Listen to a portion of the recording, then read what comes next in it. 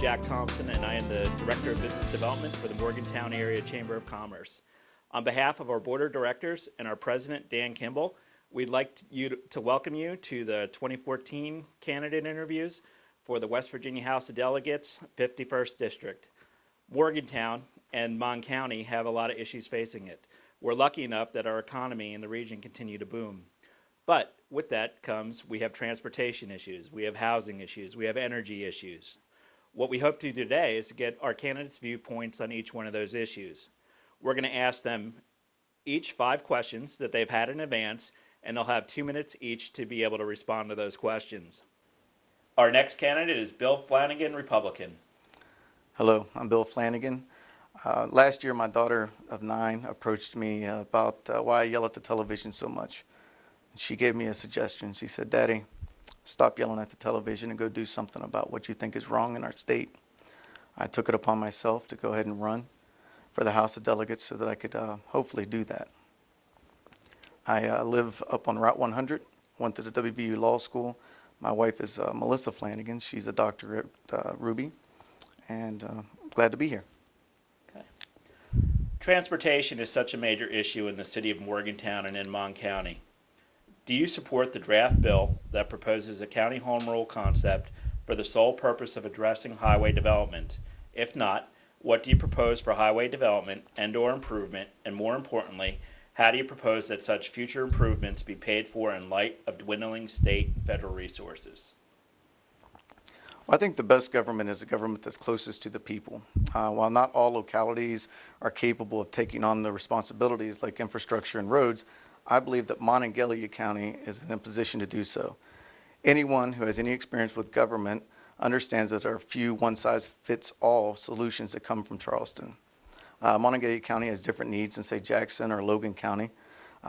Why not let us decide how to prioritize and fund infrastructure improvements? There is precedence for this all over the United States, and if you study the results, the localities that take more control and responsibility statistically fare better than those who do not. Let's take our future into our own hands and stop depending on Charleston to tell us what is best for us. We are capable of making those decisions right here in Monongalia County. Paying for them comes down to spending the money that we have wisely. West Virginia spends more money per capita than virtually any state in the United States, yet our roads are some of the worst. We consistently rank near the bottom in quality of our investment. I think that the issue isn't really increasing the size of the pie. I think the pie is plenty big enough. I think that what we want to do is make sure that Monongalia's slice of the pie is proportional to our investment.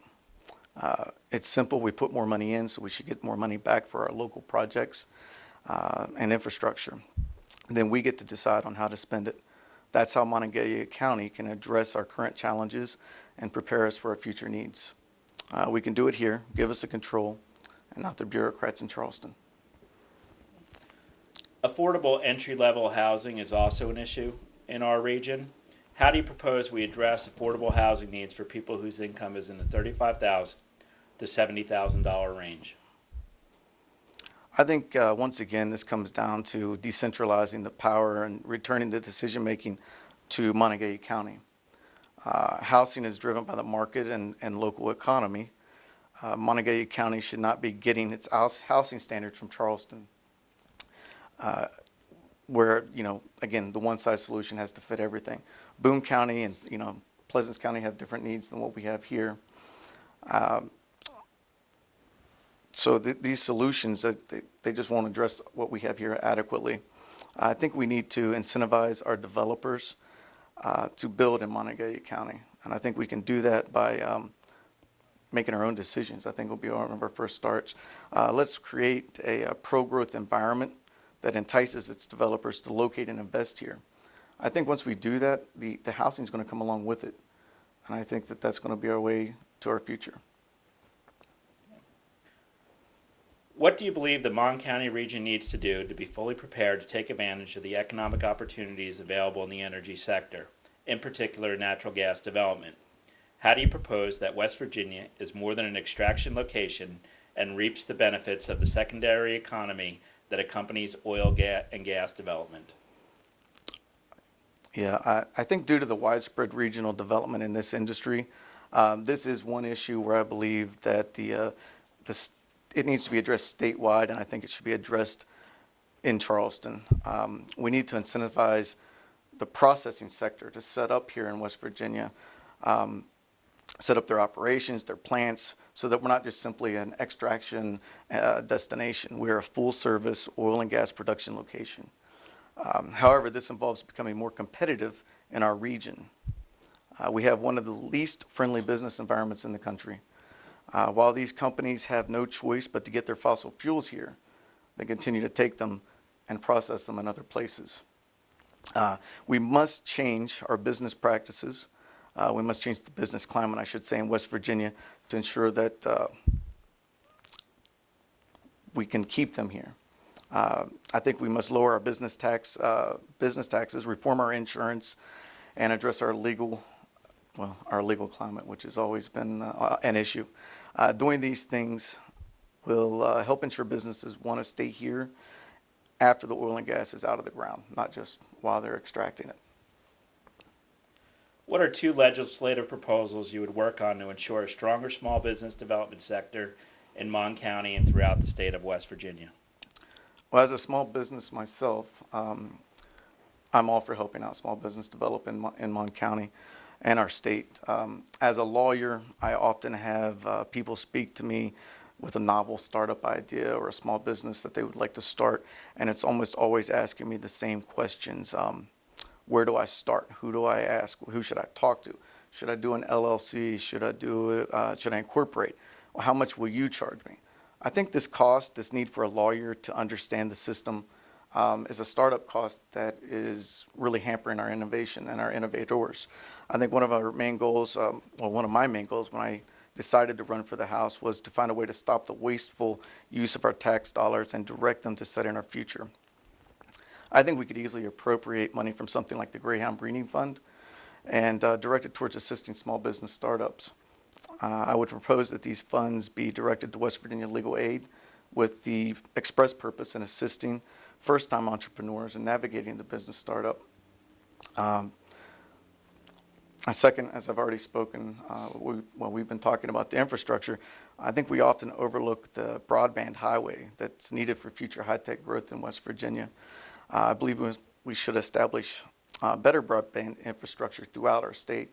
You know, I've been out in the western end of the county a lot during this campaign, and you get out there and there's often not internet. There's no way to communicate through the internet, and I think we could do maybe some tax breaks for companies that want to go out and put high state-of-the-art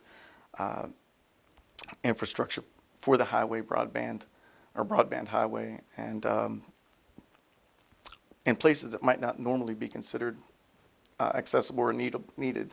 I think that can help our they can help the people that are out there that want to do startups in the rural areas so that they can get what they need to.